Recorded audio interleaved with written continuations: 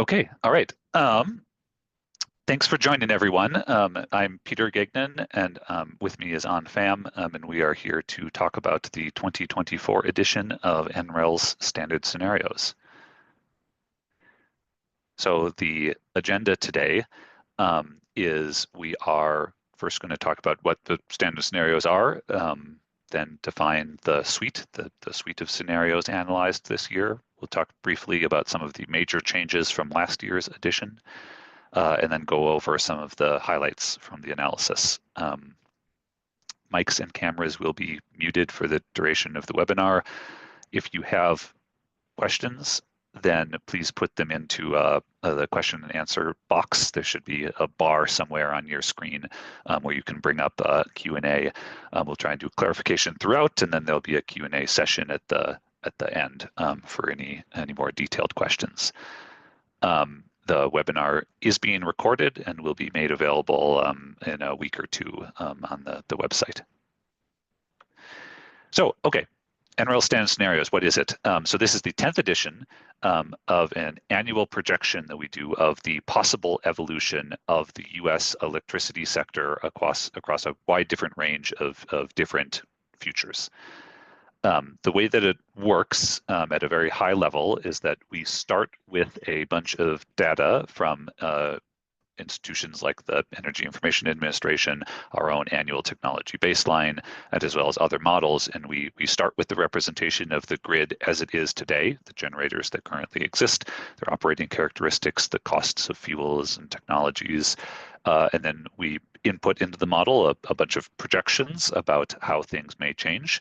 Those key drivers, demand growth, fuel prices, technology prices and performance, the policy landscape, things like that. And we put them into the model.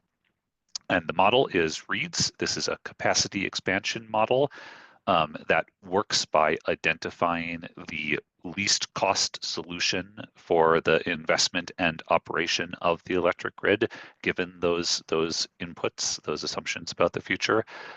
Subject to policy and operational constraints. So it's a least cost, reliable grid that meets like renewable portfolio standards and things of that nature.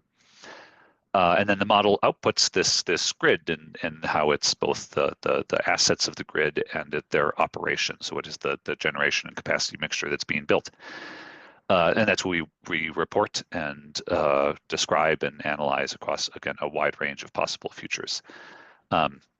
The idea for folks who are not familiar with capacity expansion modeling, the idea of identifying a least cost solution is that is intended to be at least a best guess of what would be the outcome of either a well-functioning market or a well-regulated electric sector. So there's many imperfections with that. Reality deviates from that theoretical ideal all the time.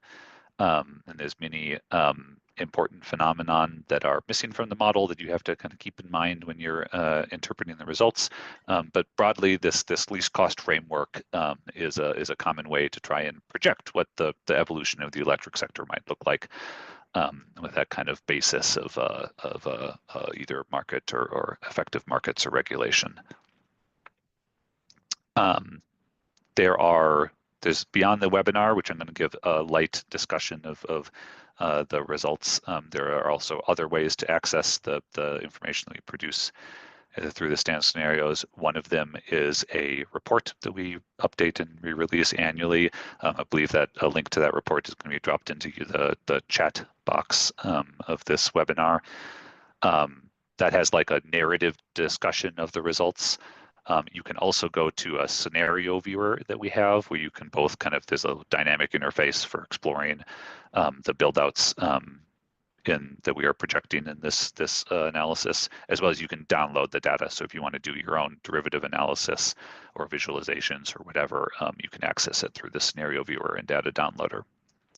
And then the third way to access data is actually a related product. It's the Cambium databases. We also update and re-release these annually, and they take a subset of the scenarios from the standard scenarios and run them through some additional modeling to create both additional metrics as well as more temporally resolved metrics. So you can go and get like hourly emissions intensity projections for 2050 for the grid. the U.S. electric grid across several different futures in the Cambium database. And that's also available through a report and data downloader. Okay, so the scenario suite. So projecting the future is a uncertain business. So we really have we intentionally have a broad set of scenarios that we are modeling because there are a lot of different ways that the grid could evolve. And we really want to lean into that with this product. So we have 61 different scenarios this year, and I'm going to give an overview right now of what they are. So the first thing, as we always have done, is that there is what we call our mid-case set of assumptions that is kind of the core set that underlies, that is under most of the scenarios that we're modeling. So when we say mid-case, we mean central estimates for things like future technology costs, fuel prices, resource availability, where can you build wind and solar, that sort of thing.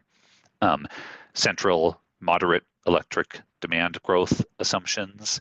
So there is demand growth that we are assuming, which is we've been relatively flat for a little while now, but we are projecting that there is going to be an increase in electricity demand in the coming decades. And then also policies as they exist at both the state and federal level as of August 2024, electric sector policies. So this is what we start with. This is kind of the base of everything. And then we, on top of that, have a bunch of sensitivities. So we have the mid case, and then we have 17 different sensitivities. I'm not going to go through each of these in detail, but there's things like advanced and conservative renewable energy and battery costs, nuclear, CCS, so technology cost and performance sensitivities, fuel price sensitivities, low natural gas, high natural gas prices, various sensitivities to demand growth, low, high, and then what happens, we have these things called hydrogen economy sensitivities. What we mean by that is significant amounts of electrolysis produced hydrogen for non-power sector use. So what happens if we end up having a significant load growth from needing to produce hydrogen? Not needing, but if that does end up happening, what does that mean for the grid? As well as some other, this kind of miscellaneous category, like what happens if we just remove some nascent technologies and build out the grid with what kind of is currently commercialized technologies right now? What if renewable energy resources are less available than our central estimates, variations in transmission availability and the availability of direct air capture? So these are all the different sensitivities that we are looking at. And we take this, the mid case plus these sensitivities, and we run each of them over 3 different policy assumptions about the future. The first one, the most business as usual style one, is our current policies set. So that literally just takes state and federal policies as they currently exist and runs out the expansion of the grid under those policies. We also have another one that is often very similar, but can be different in important ways, which is that we run out we project out the evolution of the grid, assuming that the electric sector tax credits within the Inflation Reduction Act never expire. So there's a handful of ones that have set expiration dates, like 2032. For several of the credits, and other ones have the potential to phase out once greenhouse gas emissions from the production of electricity fall below a certain level. And we just have this set of runs that we do where we just extend them all indefinitely. That's just sometimes helpful for being able to kind of compare consistently these sensitivities across scenarios that don't have variations in the policy representation. And then the last one is, it's something that we've done before, but it's slightly different the way we've constructed it this year, which is that we run all of the mid-case and these sensitivities over a scenario where we impose a constraint on the model that makes it achieve 100% net life cycle CO2 emissions reduction by 2035. So what do we mean by that? So 100% net means that if there's technologies like direct air capture or bioenergy with carbon capture that the model views as negative carbon technologies, then it's netting those out. So it's not a no carbon system. It's just a net 100% zero carbon system. And then life cycle CO2e, this is different than we've done before. When we say life cycle, we mean that it is taking into account both the greenhouse gas emissions from the combustion of fuel for electricity generation, as well as pre-combustion activities, that is fuel extraction, processing, and transportation. So things like fugitive methane emissions is incorporated and considered within this constraint. And then CO₂e means that we are taking into account the CO₂ equivalents of CO₂, methane, and nitrous oxide. So that is and this is all imposed a linear constraint to decarbonize by 2035. This is not a projection. This is not a thing that we're on the path for or that's being discussed, but it is, you can learn a lot from looking at how the model identifies a solution to achieve this. So we do run all of these sensitivities across that aggressive decarbonization scenario, because you can learn a lot at looking at that and the costs and what the build out is and that sort of thing. Then finally, we have a handful of kind of one-off scenarios. I'm not going to individually list these off, but they fall in two different buckets. One of them is that we have a handful of additional decarbonization sensitivities. So it's things that vary the level that's achieved, whether or not it's CO₂ or CO₂e, and the timeline 2050 or 2035. So we have things that's like 95% net CO₂, so not CO₂e, just CO₂ decarbonization by 2050. So that's a lot more, that's a less stringent decarbonization scenario than the main one that we use. And then we have other combinations. So you can see some different outcomes for different decarbonization sensitivities. And then the last category here, we have three scenarios that have some additional policy sensitivities. The first one is we run out the projection of the grid with no representation of any of the Inflation Reduction Act electric sector tax credits. They're just not represented in that modeling. And another one that has that does not have a representation of Clean Air Act Section 111. Represented, and then a third one that has neither one represented. And the idea behind these three additional policy sensitivities is that the federal policy landscape is driving a lot of the change that we are seeing across the projections across the suite. So it is just helpful to have a kind of counterfactual scenario where we remove those two main federal policy drivers and show kind of that counterfactual scenario to help better understand what that federal policy landscape is doing. So that's the suite. Got one more thing, and then we're going to start talking about results. So this is just briefly, I'm going to talk about some of the major changes from the prior edition. Changes every year. We've been doing this for the standard scenarios for 10 years. It just kind of continually evolves as the model grows more sophisticated and as the landscape that we're trying to model changes. So first of all, there's many changes. I'm not going to go through all of them. I'm only going to mention four of the biggest ones here. We have a more detailed discussion of the changes from last year in the report. You can find it in the appendix if you care about more of the details than what I'm giving you here. So I'm just going to talk about four here. So the first one is, and you could have intuited this from the suite, is that first of all, we have updated our representation of Clean Air Act Section 111. There is a change of that regulation at the federal level. We have updated our representation in the model to account for that, as well as updating our representation of some of the Inflation Reduction Act tax credits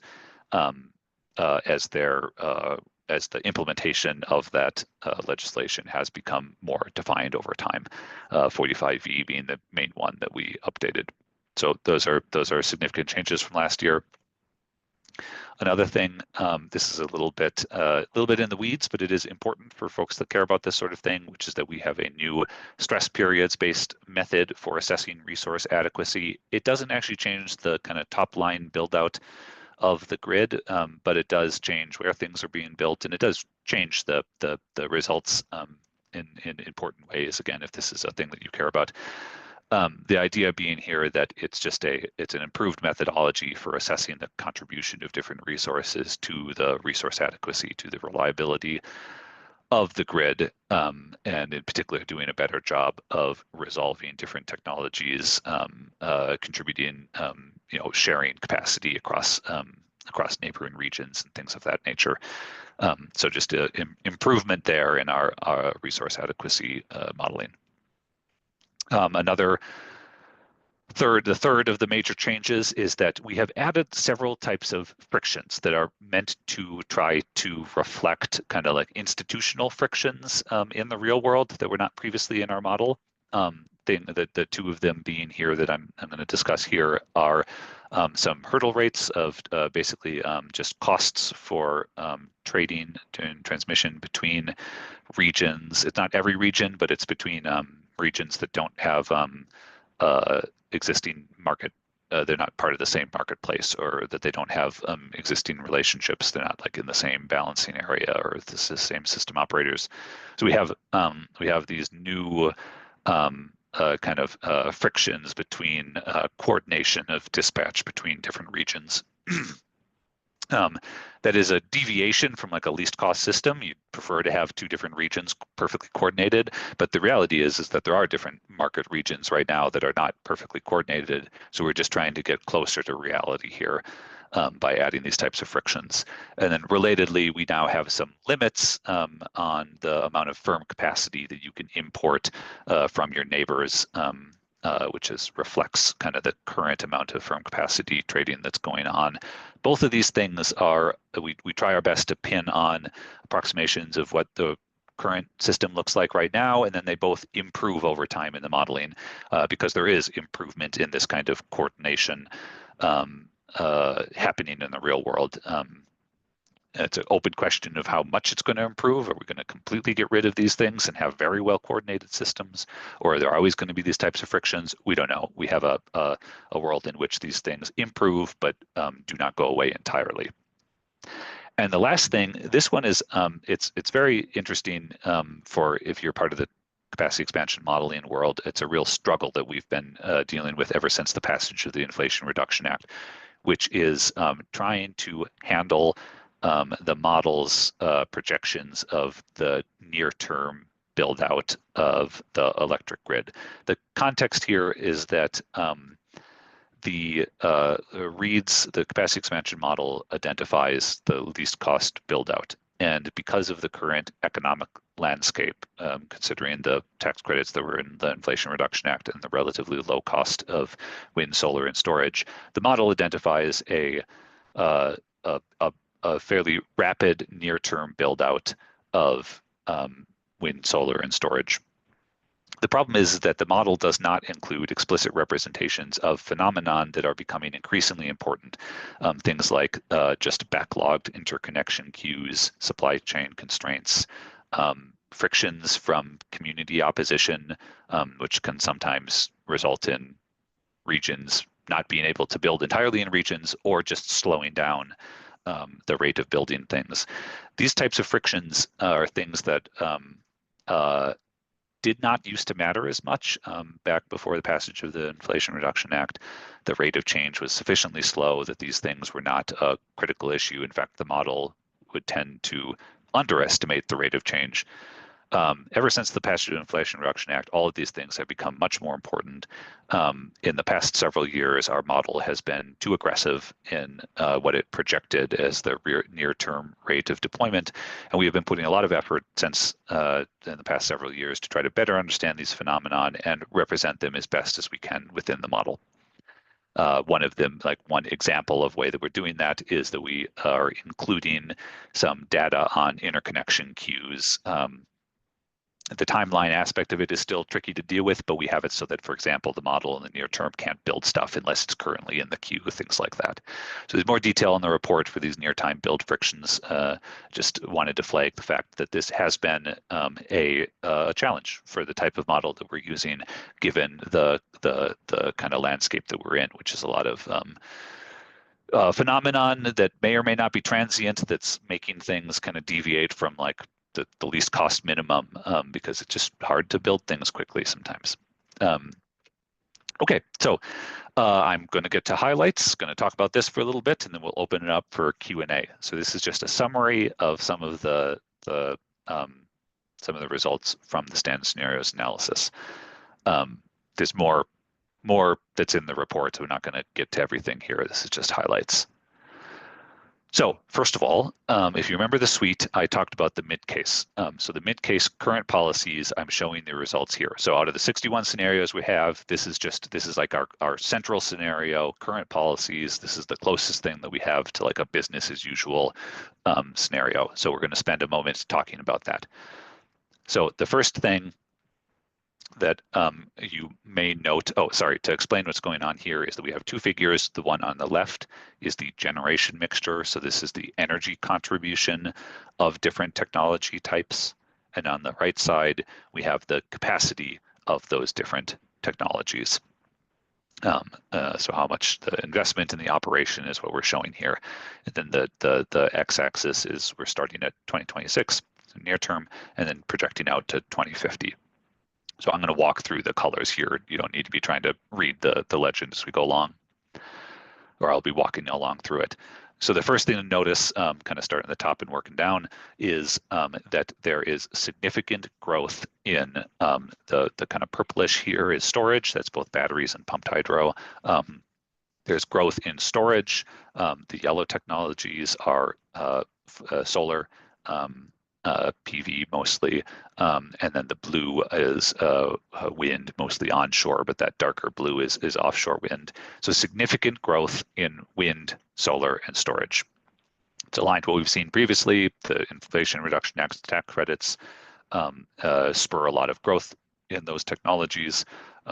So there's lots of growth in wind, solar, and storage. They're not the only thing that's growing. If you look down here at these purple colors, the light purple and the dark purple here is natural gas technologies, the light purple being peaker plants, combustion turbines, and the darker purple being combined cycle. And there is actually, I don't know if you can tell, but there is noticeable or material growth in the natural gas fleet over this time horizon. So wind and solar and storage are not the only thing that's growing. There's also natural gas in this business as usual future. One thing I do want to point out is that even though the gas capacity is increasing, there is actually a slight decrease in the amount of generation coming from natural gas. That's just because wind and solar is quite cheap from an energy perspective. So you end up with a situation where natural gas is the kind of capacity factor that it's being dispatched at is decreasing. It's being used for more of just kind of filling in the gaps, being a firm capacity resource for wind and solar. And that mixture is really where most of the energy and firm capacity is coming from. One thing that's a material difference from last year is that this black category here, this is coal. Previously, we previously saw a decline in coal capacity, but it would take longer. Right now, we have by 2032 coal without CCS nearly disappears from the fleet. It doesn't entirely go away, but it largely disappears, and this is because of the updated Clean Air Act Section 111 representation. There is a little bit of coal CCS retrofits occurring, but the contribution of coal to the fleet in this kind of mid-case future is significantly decreased. Nuclear, hydro, geothermal, biomass technologies, all of these are here. For the most part, they stay relatively constant, other than in some sensitivities that see significant material growth in those categories. So they're there. In particular, hydropower and nuclear both play a pretty material role in providing generation and firm capacity to the system. However, there's not too much growth in our central business as usual scenarios for those technologies. And then the last thing I'll mention is that there are a handful of technologies that we call nascent technologies. That's things like hydrogen combustion turbines, things with CCS, so natural gas, coal, and bioenergy with CCS, that's carbon capture and storage, and then nuclear small modular reactors. All of these technologies, they do show up in this mid case. There are little teeny slivers that you can see here of this kind of brighter red color. That's nuclear SMRs, for example. they're showing up in states that have really aggressive state level policies for decarbonization. But their total contribution is it's less than 1% of the total, firm capacity contribution. So it's relatively small. These nascent technologies are there, but their contribution is relatively small.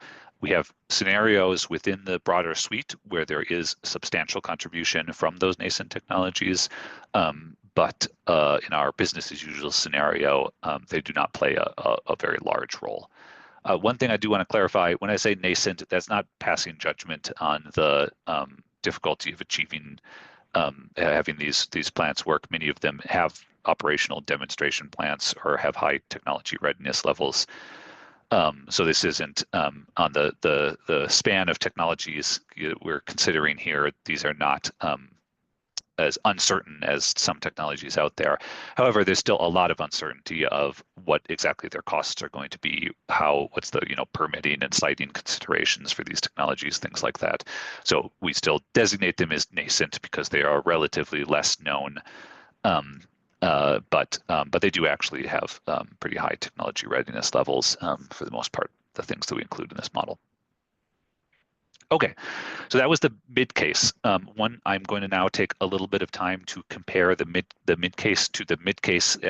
Everything is identical in assumptions, except for there is this constraint imposed that I talked about with the suite, this 100% life cycle CO₂-e decarbonization by 2035. So it's a really aggressive decarbonization scenario, not really a projection. It's just an interesting thing to see where the model goes with this really aggressive decarbonization constraint imposed on it.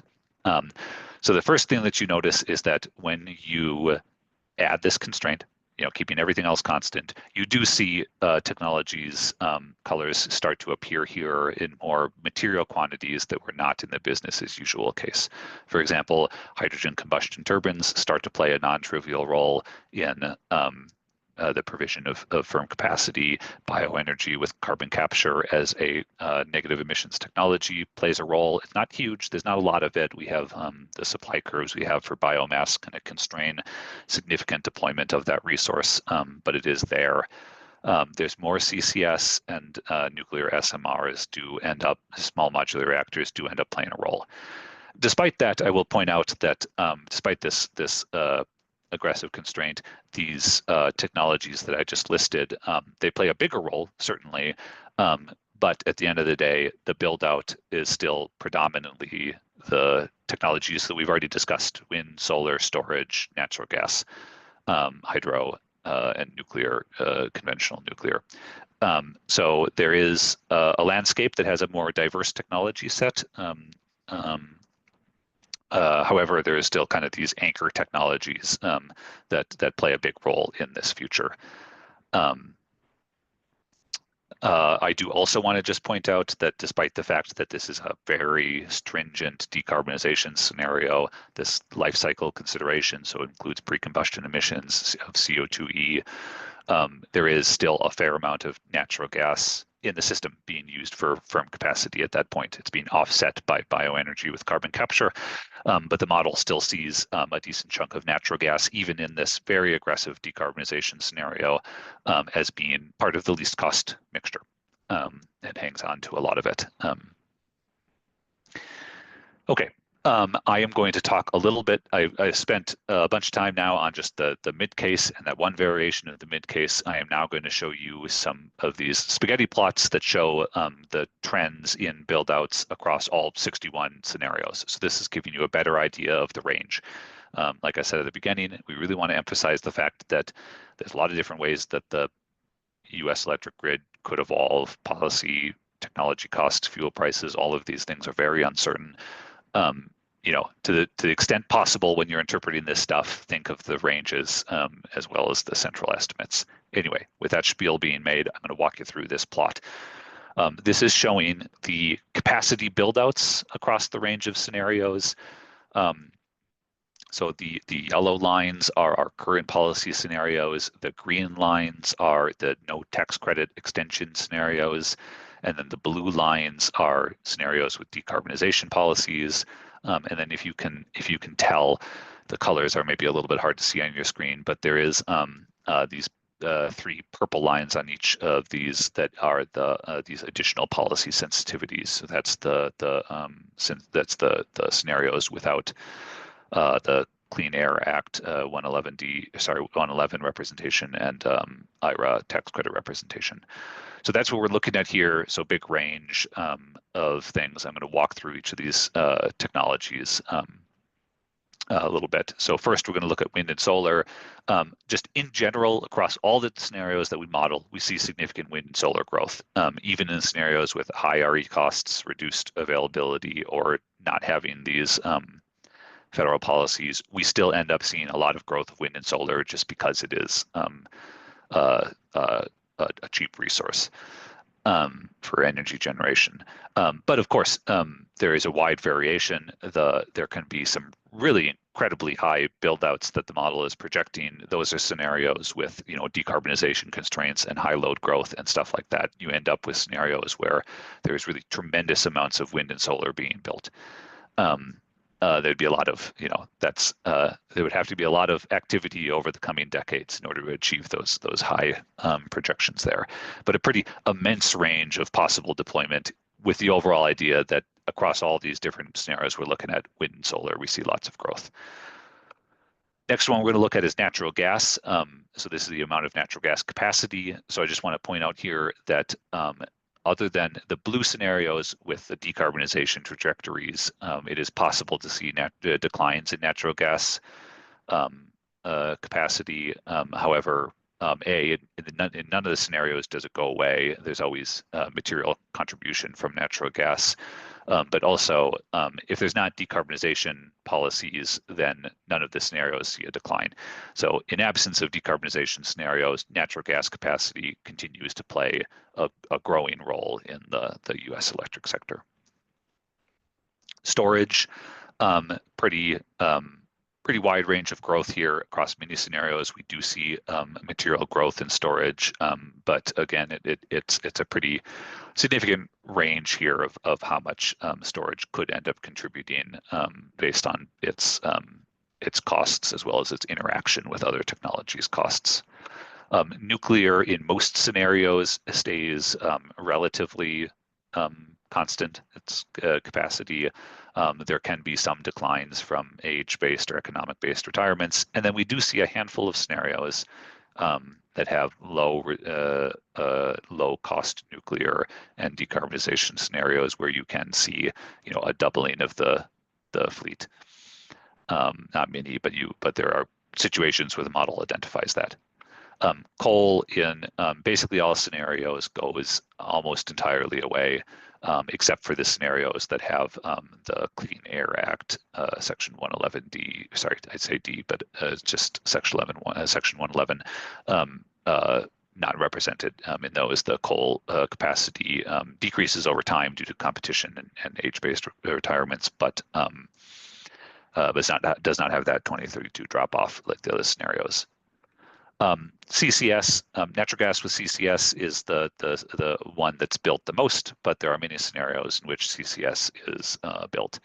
And then lastly, hydropower, geothermal, in most scenarios is relatively kind of similar to current levels. However, geothermal, there are scenarios, decarbonization scenarios, where there can be build-outs of more geothermal capacity.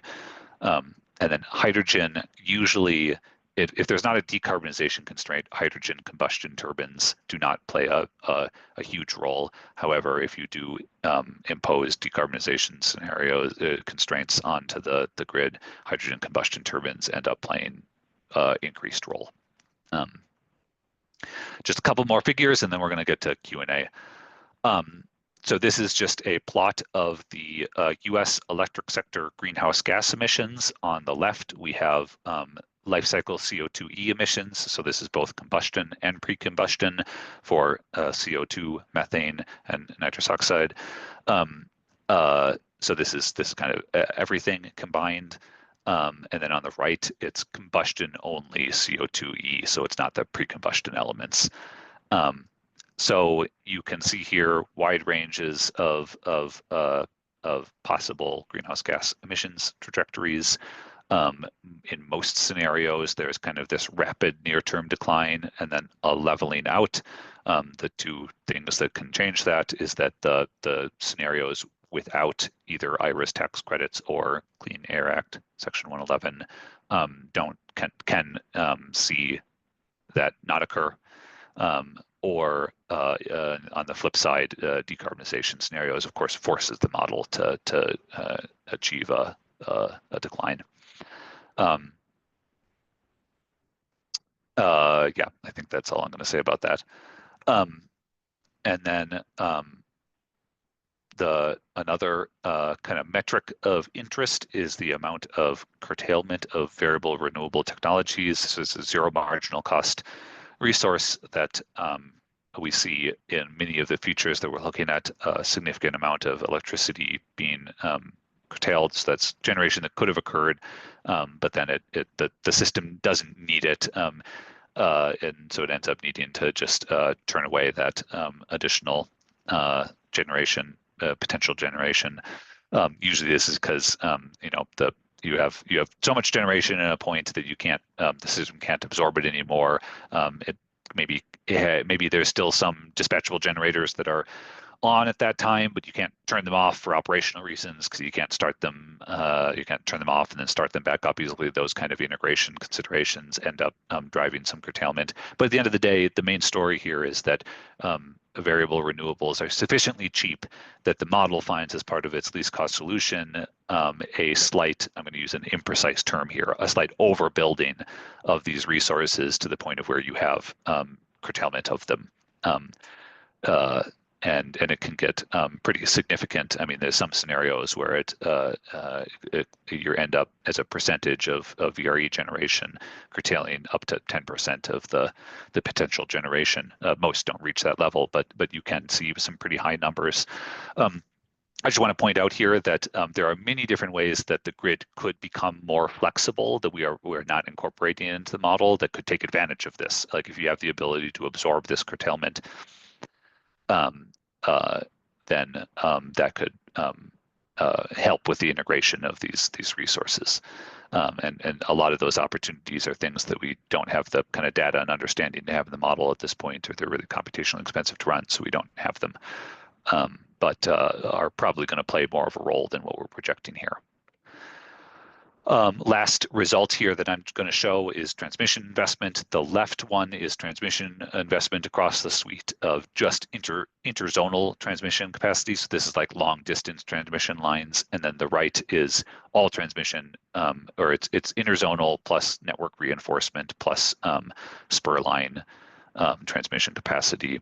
And I'm just going to point out that in many scenarios, the expansion of the interzonal transmission capacity is not huge. There's always an expansion, but in many scenarios under business as usual situations, it is a material expansion, but not like a dramatic expansion.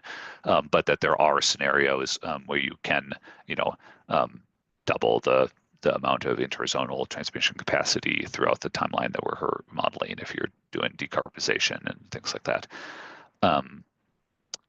And if you take it into account like spur lines and network reinforcement and stuff, there can be a significant increase in the transmission capacity.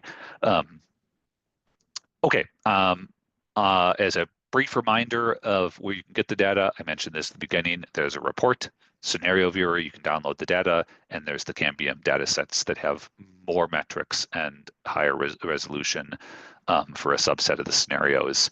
So the idea being the standard scenarios data, you're kind of looking at like at a high level annual description of what's happening, whereas the Cambium data, you can get down into these like 8760s of emissions intensities and things like that. So the Cambium data really is much more of a data product meant to inform derivative products, whereas the standard scenarios is more of a narrative product to kind of understand where we could be going.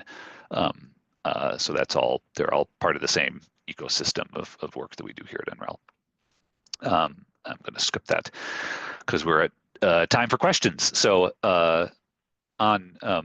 would you like to come on camera here and let us know what questions came in? Yeah, so there are actually a lot of questions. So I just grouped a bunch of them into different categories. So I think the first one, I think have the most question is on load growth assumptions. Basically, how do you can you talk about how you capture what is driving demand growth in the model? How do you capture EV load shape, timing? Are data center loads captured in this load profiles? And does it capture increased demand from industrial decarbonization? Yeah, so right. So we did not actually update our load growth projections for this year. We did last year. We did not update them this year. We work with another organization, Evolved Energy Research, which has a model that projects like stock turnover on the demand side, and we work with them to develop projections of the evolution of demand. I am going to mention, I'm not going to be able to get into it in this Q&A, but there is a lot more information in this year's report about that, about what is underlying our projections. Last year, there was not that much description. So if you care about this stuff, go look at this year's report, go to the appendix. There's more details on what is kind of underlying our load growth projections. But just real quick to some of the things that Han raised. So a lot of the load growth that we're assuming in our central scenario is coming from electrification of end use appliances, including electric vehicle adoption. It does not include, to my knowledge, specific consideration of data center load growth. That conversation has really taken off over the past year. So at least my understanding of the EER modeling is that it didn't, there's probably a lot that they would do differently vis-a-vis data centers if they were to update things now. In fact, they probably have work in that space, but it's not reflected in our modeling. We do expect there are people looking into that here at NREL. I expect next year for us to have load growth that explores that dimension. Hopefully we'll understand it a bit better. It's a rapidly evolving landscape. And then one last thing that had been mentioned in An's summary of the questions is that the demand growth that it reflects our mid-case demand growth scenario is not intended to reflect like economy-wide decarbonization or anything like that. However, we do have scenarios called high demand growth, what could achieve that level of growth could be a variety of different things. However, it is developed from scenarios that are seeking to try to estimate what demand growth could look like if there is broader economy-wide decarbonization, so more electrification of end uses. So even though our central estimates do not assume that, there are sensitivities within the suite that look at load growth that could correspond to non-electric sector activities. Cool. Thanks, Peter. The next question is on distributed renewable, especially PV. So there are 3 questions regarding this. So first one, what are the assumptions regarding the relatively static developments of distributed PV? What prevents it from significantly increasing?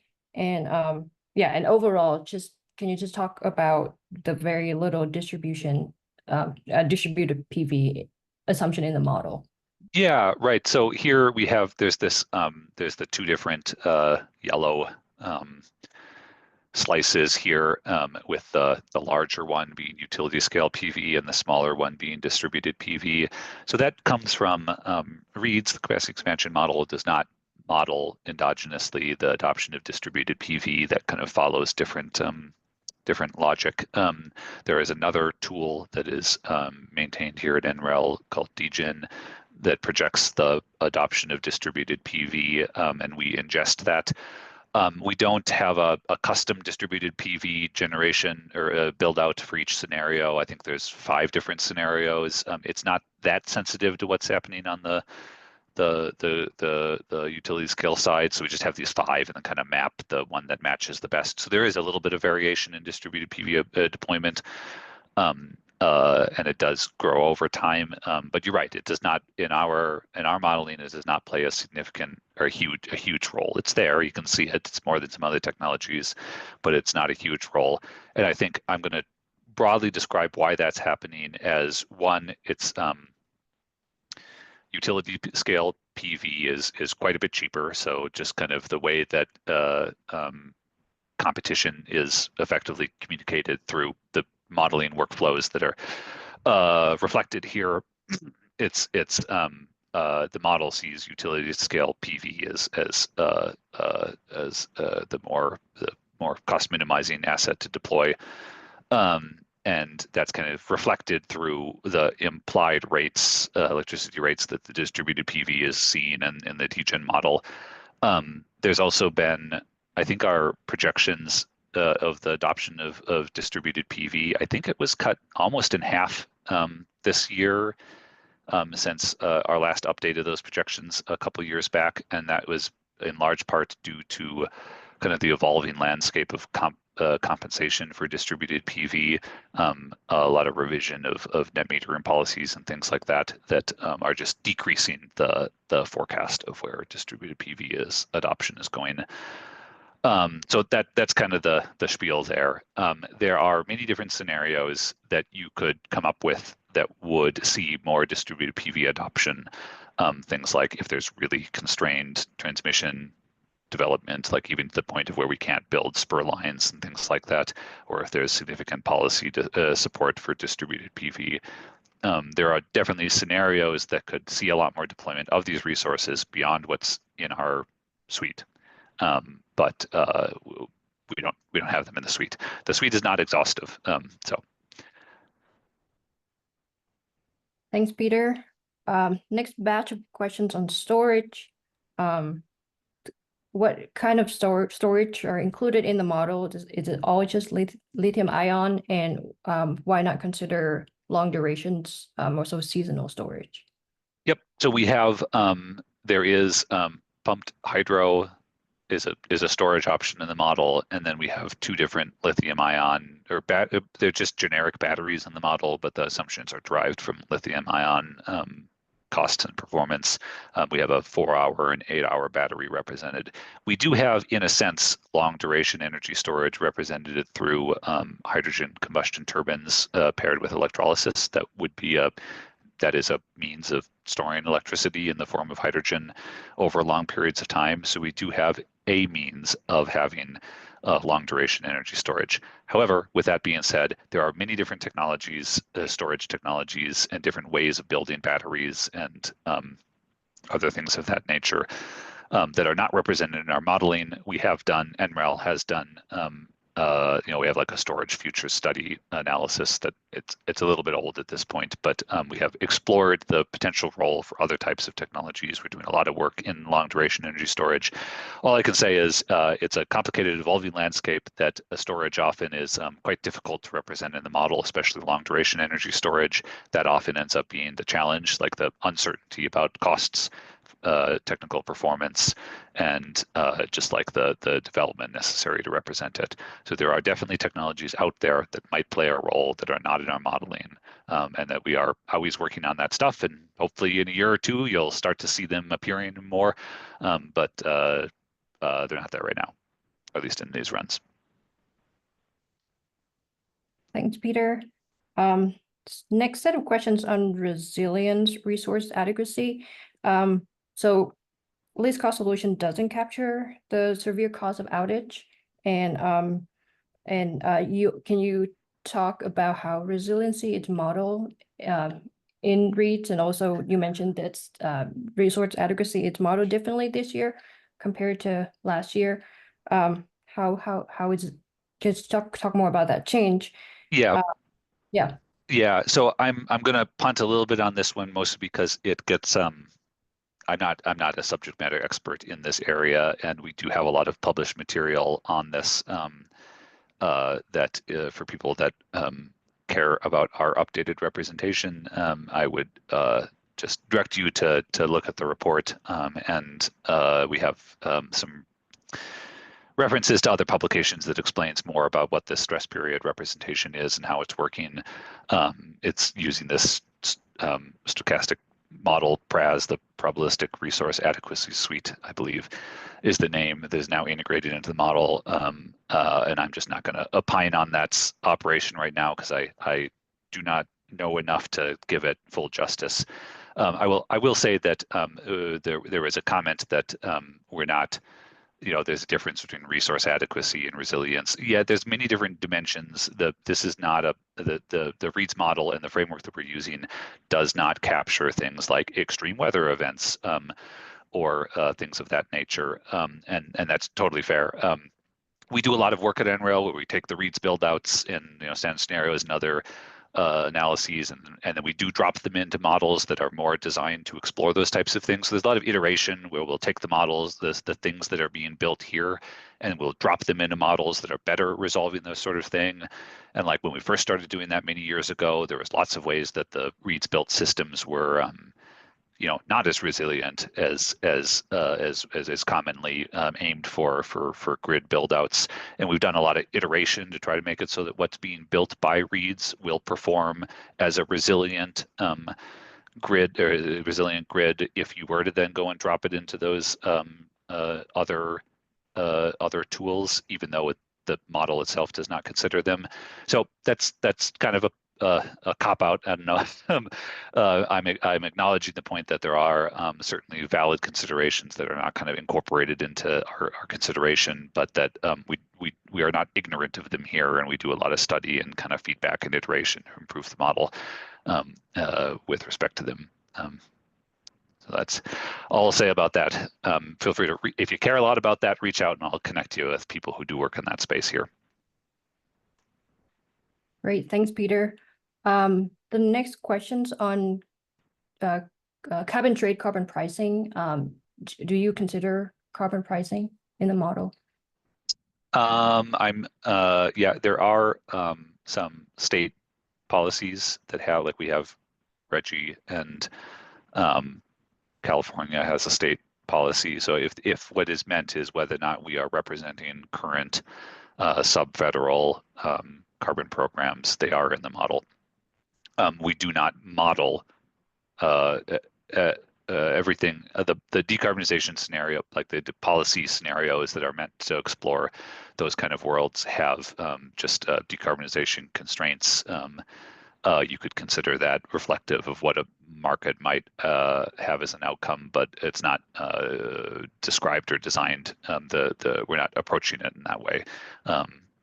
It's just it's a constraint opposed to the model that has a shadow price and that sort of things. So there's a bit in the report about what exactly is the implementation of our decarbonization scenarios. Hopefully that would answer your question if I have not answered it here. Okay, so there are just two questions on the data.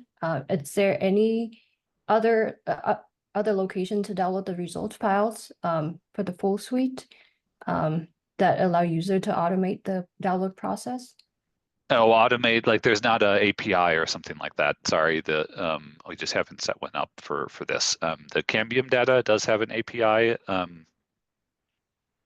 which is similar to the data here, so you could end up using that if you wanted to. It doesn't have the full suite, but otherwise, no. It's just there's two different places you can download the data. There's a data repository that NREL maintains, OEDI, that should be linked to on the standard scenarios landing page, I certainly hope. And then the other one is the scenario viewer, which I think was linked in the comments for this webinar, and it's easily discoverable through the, if you just Google standard scenarios and arrive at the landing page. So that's how you can get the data, download it. It's CSVs. That's all we've stood up at this point. Sorry, if you wanted an API, we haven't done it yet. And there isn't an explicit plan to do it for this. The data is just small enough that we're not prioritizing that. Thanks, Peter. The next question is on pre-combustion emissions. Do you also include manufacturing of PV cells, wind turbines, and battery storage? Nope. it's a fair, there our description of greenhouse gas emissions that are caused by electric sector activities is not comprehensive. There's both, you're talking about like embedded emissions from the construction of any of these technologies and the manufacturing and that sort of thing. That's not included for any of them, as well as end of life emissions are not included for any technology.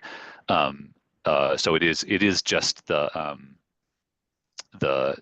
fuel combustion and the pre-combustion means the fuel extraction, processing, and transport. That's all we've done. It's not any particular, it just takes time to put all this stuff together. If someone really cares about that and wants to approach us with a project, I'd be happy to get into the model, the embedded and the end of life stuff. It just takes a lot of time and we haven't done it.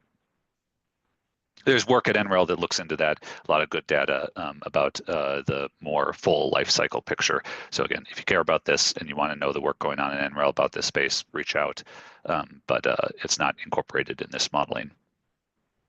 Great. So there are quite a few questions about like input data for cost and people are just wondering about the cost of, for example, SMR is uncertain.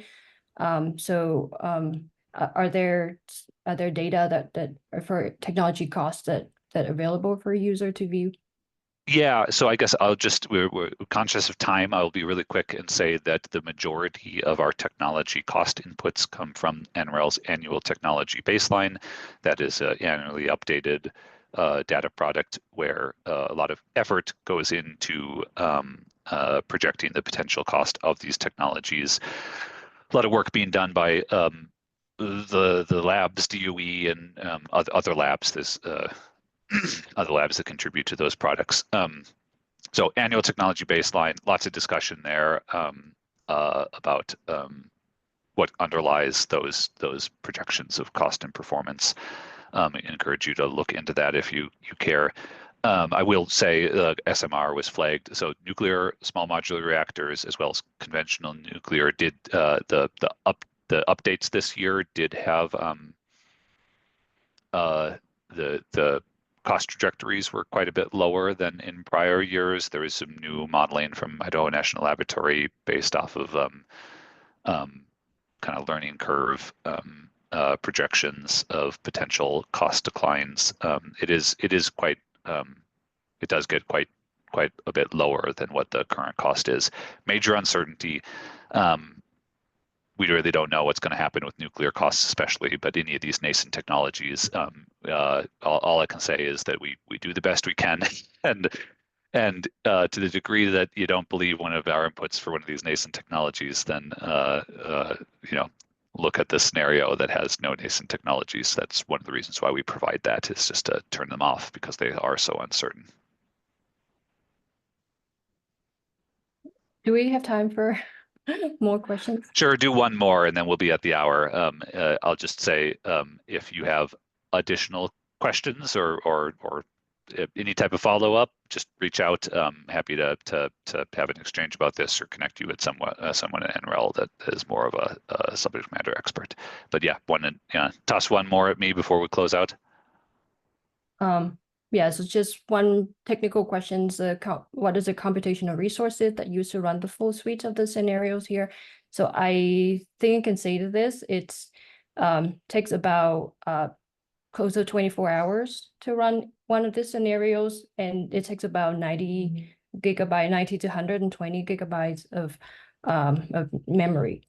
So yeah, and we should run that on the on a supercomputer. So I'm not sure about locally. Yeah, so we have we use the high performance computer here at NREL for our runs. The model is open source. It is technically possible to run it. Other people have outside of NREL.